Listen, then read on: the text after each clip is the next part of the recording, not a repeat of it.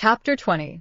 The Honest Tradesman. To the eyes of Mr. Jeremiah Cruncher, sitting on his stool in Fleet Street, with his grisly urchin beside him, a vast number and variety of objects in movement were every day presented. Who could sit upon anything in Fleet Street during the busy hours of the day, and not be dazed and deafened by two immense processions, one ever tending westward with the sun, the other ever tending eastward from the sun, both ever tending to the plains beyond the range of red and purple where the sun goes down. With his straw in his mouth, Mr. Cruncher sat watching the two streams, like the heathen rustic who has for several centuries been on duty watching one stream, saving that Jerry had no expectation of their ever running dry.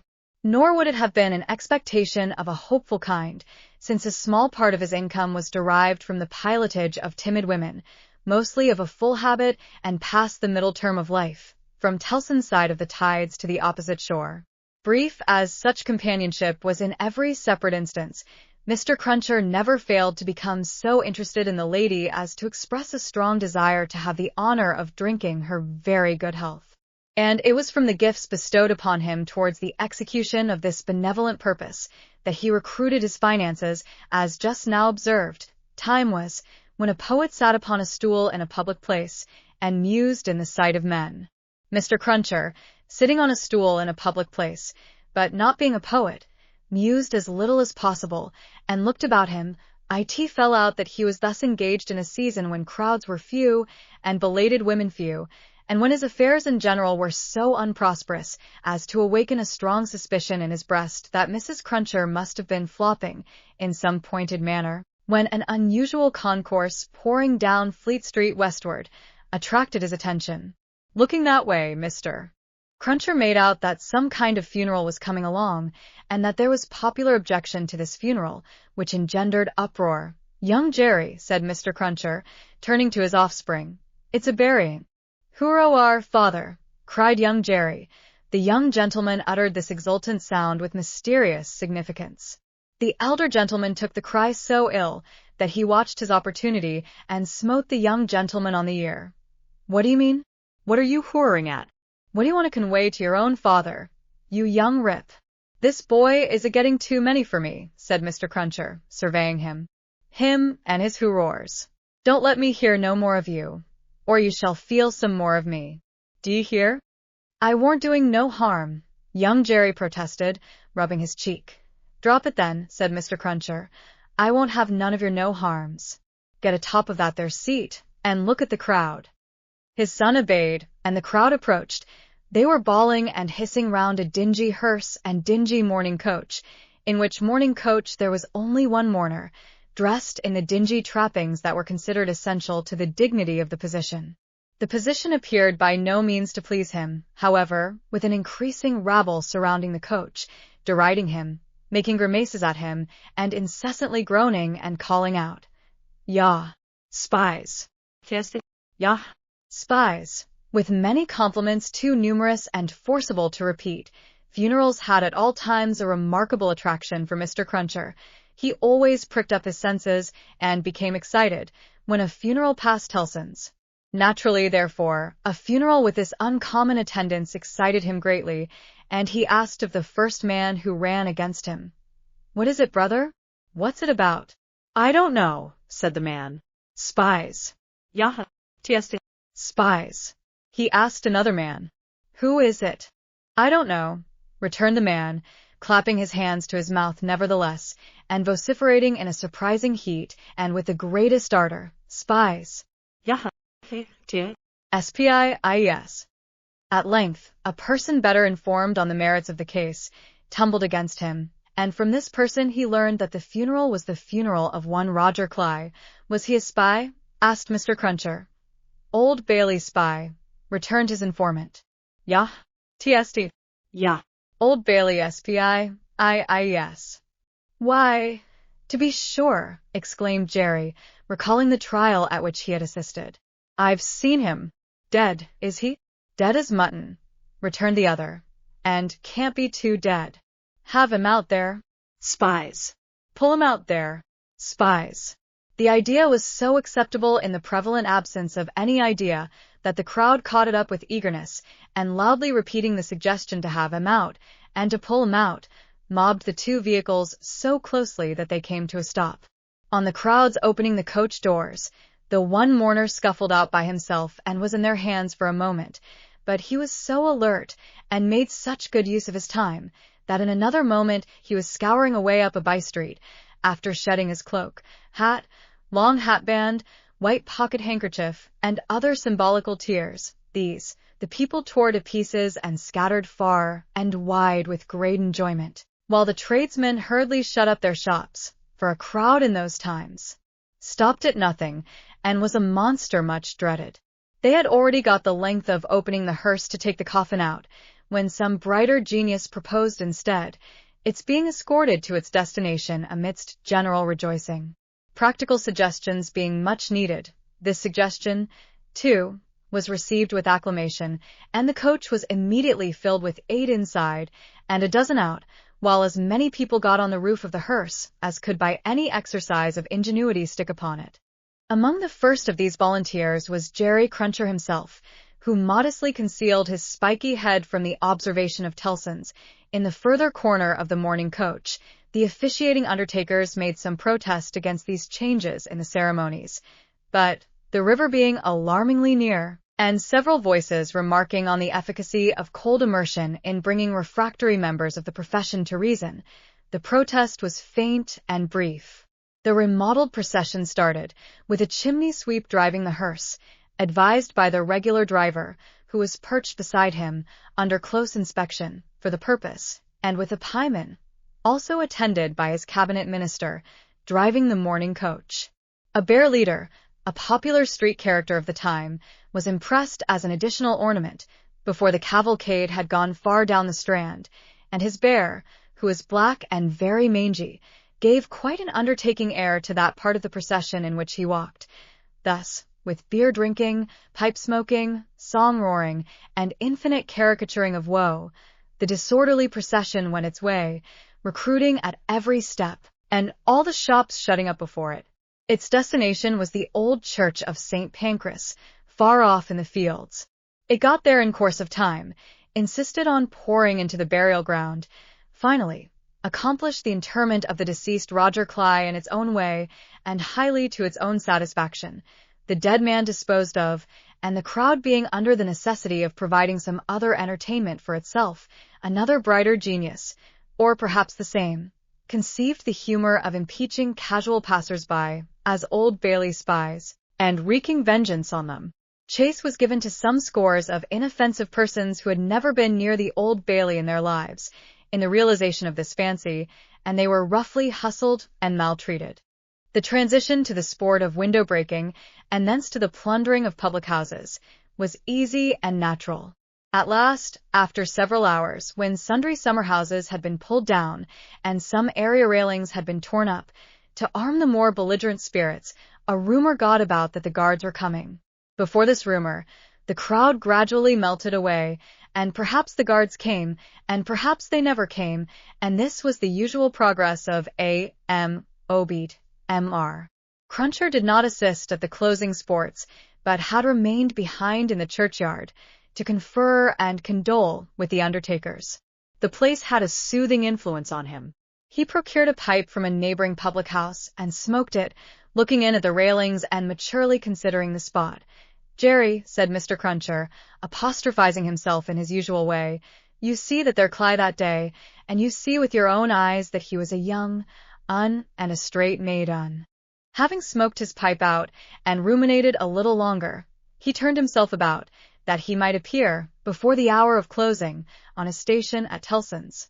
Whether his meditations on mortality had touched his liver, or whether his general health had been previously at all amiss, or whether he desired to show a little attention to an eminent man, is not so much to the purpose, as that he made a short call upon his medical adviser, a distinguished surgeon, on his way back. Young Jerry relieved his father with dutiful interest, and reported no job in his absence.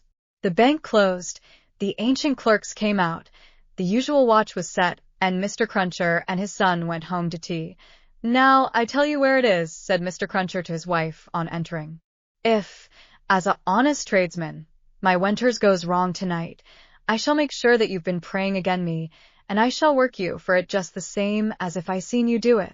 The dejected Mrs. Cruncher shook her head. Why, you're at it afore my face, said Mr. Cruncher, with signs of angry apprehension. I am saying nothing. Well, then, don't meditate nothing. You might as well flop as meditate. You may as well go again me one way as another. Drop it altogether. Yes, Jerry. Yes, Jerry, repeated Mr. Cruncher, sitting down to tea. Ah, it is yes, Jerry. That's about it. You may say yes, Jerry. Mr. Cruncher had no particular meaning in these sulky corroborations, but made use of them, as people not unfrequently do, to express general ironical dissatisfaction. You and your yes, Jerry, said Mr. Cruncher, taking a bite out of his bread and butter and seeming to help it down with a large invisible oyster out of his saucer. Ah, I think so. I believe you. You're going out tonight? Asked his decent wife, when he took another bite. Yes, I am. May I go with you, father? Asked his son briskly. No, you mayn't. I'm a-going, as your mother knows, a-fishing. That's where I'm going to. Going a-fishing. Your fishing rod gets rather rusty, don't it, father? Never you mind. Shall you bring any fish home, father? If I don't, you'll have short commons tomorrow, returned that gentleman, shaking his head. That's questions enough for you. I ain't a-going out, till you've been long abed. He devoted himself during the remainder of the evening to keeping a most vigilant watch on Mrs. Cruncher, and sullenly holding her in conversation that she might be prevented from meditating any petitions to his disadvantage. With this view, he urged his son to hold her in conversation also, and led the unfortunate woman a hard life by dwelling on any causes of complaint he could bring against her, rather than he would leave her for a moment to her own reflections. The devoutest person could have rendered no greater homage to the efficacy of an honest prayer than he did in this distrust of his wife. It was as if a professed unbeliever in ghosts should be frightened by a ghost story. And mind you, said Mr. Cruncher, no games tomorrow. If I, as a honest tradesman, succeed in providing a jint of meat or two, none of your not touching of it, and sticking to bread. If I, as a honest tradesman, am able to provide a little beer, none of your declaring on water. When you go to Rome, do as Rome does. Rome will be a ugly customer to you if you don't. I'm your Rome, you know. Then he began grumbling again, with your flying into the face of your own wittles and drink. I don't know how scarce you mayn't make the wittles and drink here, by your flopping tricks and your unfeeling conduct. Look at your boy. He is your'n, ain't he? He's as thin as a lath. Do you call yourself a mother, and not know that a mother's first duty is to blow her boy out? This touched young Jerry on a tender place, who adjured his mother to perform her first duty, and, whatever else she did or neglected, above all things to lay a special stress on the discharge of that maternal function so affectingly and delicately indicated by his other parent. Thus the evening wore away with the Cruncher family, until young Jerry was ordered to bed, and his mother, laid under similar injunctions, obeyed them. Mr. Cruncher beguiled the earlier watches of the night with solitary pipes, and did not start upon his excursion until nearly 1 o'clock. Towards that small and ghostly hour, he rose up from his chair, took a key out of his pocket, opened a locked cupboard, and brought forth a sack, a crowbar of convenient size, a rope and chain, and other fishing tackle of that nature. Disposing these articles about him in skilful manner, he bestowed a parting defiance on Mrs. Cruncher, extinguished the light, and went out. Young Jerry, who had only made a feint of undressing when he went to bed, was not long after his father. Under cover of the darkness, he followed out of the room, followed down the stairs, followed down the court, followed out into the streets. He was in no uneasiness concerning his getting into the house again, for it was full of lodgers, and the door stood ajar all night. Impelled by a laudable ambition to study the art and mystery of his father's honest calling, young Jerry, keeping as close to house fronts, walls, and doorways, as his eyes were close to one another, held his honored parent in view. The honored parent, steering northward, had not gone far, when he was joined by another disciple of Isaac Walton, and the two trudged on together, Within half an hour from the first starting, they were beyond the winking lamps and the more than winking watchmen, and were out upon a lonely road. Another fisherman was picked up here, and that so silently, that if young Jerry had been superstitious, he might have supposed the second follower of the gentle craft to have, all of a sudden, split himself into two. The three went on, and young Jerry went on, until the three stopped under a bank overhanging the road. Upon the top of the bank was a low brick wall, surmounted by an iron railing. In the shadow of bank and wall the three turned out of the road, and up a blind lane, of which the wall, there, risen to some 8 or 10 feet high, formed one side. Crouching down in a corner, peeping up the lane, the next object that young Jerry saw was the form of his honored parent, pretty well defined against a watery and clouded moon, nimbly scaling an iron gate. He was soon over, and then the second fisherman got over, and then the third. They all dropped softly on the ground within the gate, and lay there a little, listening perhaps. Then they moved away on their hands and knees. It was now young Jerry's turn to approach the gate, which he did, holding his breath. Crouching down again in a corner there, and looking in, he made out the three fishermen creeping through some rank grass, and all the gravestones in the churchyard. It was a large churchyard that they were in, looking on like ghosts in white, while the church tower itself looked on like the ghost of a monstrous giant. They did not creep far, before they stopped and stood upright. And then they began to fish. They fished with a spade, at first. Presently the honored parent appeared to be adjusting some instrument, like a great corkscrew. Whatever tools they worked with, they worked hard, until the awful striking of the church clock so terrified young Jerry that he made off, with his hair as stiff as his father's. But his long-cherished desire to know more about these matters not only stopped him in his running away, but lured him back again. They were still fishing perseveringly when he peeped in at the gate for the second time. But now they seemed to have got a bite. There was a screwing and complaining sound down below, and their bent figures were strained, as if by a weight. By slow degrees the weight broke away the earth upon it, and came to the surface. Young Jerry very well knew what it would be, but when he saw it, and saw his honored parent about to wrench it open, he was so frightened, being new to the sight, that he made off again, and never stopped until he had run a mile or more. He would not have stopped then, for anything less necessary than breath, it being a spectral sort of race that he ran, and one highly desirable to get to the end of. He had a strong idea that the coffin he had seen was running after him, and pictured as hopping on behind him, bolt upright, upon its narrow end, always on the point of overtaking him, and hopping on at his side, perhaps taking his arm. It was a pursuer to shun. It was an inconsistent and ubiquitous fiend too, for, while it was making the whole night behind him dreadful, he darted out into the roadway to avoid dark alleys, fearful of its coming hopping out of them like a dropsical boy's kite without tail and wings. It hid in doorways too, rubbing its horrible shoulders against doors, and drawing them up to its ears, as if it were laughing. It got into shadows on the road, and lay cunningly on its back to trip him up. All this time it was incessantly hopping on behind and gaining on him, so that when the boy got to his own door he had reason for being half dead. And even then it would not leave him, but followed him upstairs with a bump on every stair, scrambled into bed with him, and bumped down, dead and heavy, on his breast when he fell asleep, from his oppressed slumber. Young Jerry in his closet was awakened after daybreak and before sunrise, by the presence of his father in the family room. Something had gone wrong with him, at least so young Jerry inferred, from the circumstance of his holding Mrs. Cruncher by the ears, and knocking the back of her head against the headboard of the bed. "I told you I would," said Mr. Cruncher. "And I did." "Jerry, Jerry, Jerry," his wife implored. "You oppose yourself to the profit of the business," said Jerry, "and me and my partner suffer. You is to honor and obey. Why the devil don't you?" "I try to be a good wife, Jerry," the poor woman protested with tears. "Is it being a good wife to oppose your husband's business? Is it honoring your husband to dishonor his business? Is it obeying your husband to disobey him on the whittle subject of his business? You hadn't taken to the dreadful business then, Jerry." "It's enough for you," retorted Mr. Cruncher. To be the wife of an honest tradesman and not to occupy your female mind with calculations when he took to his trade or when he didn't. A honoring and obeying wife would let his trade alone altogether. Call yourself a religious woman?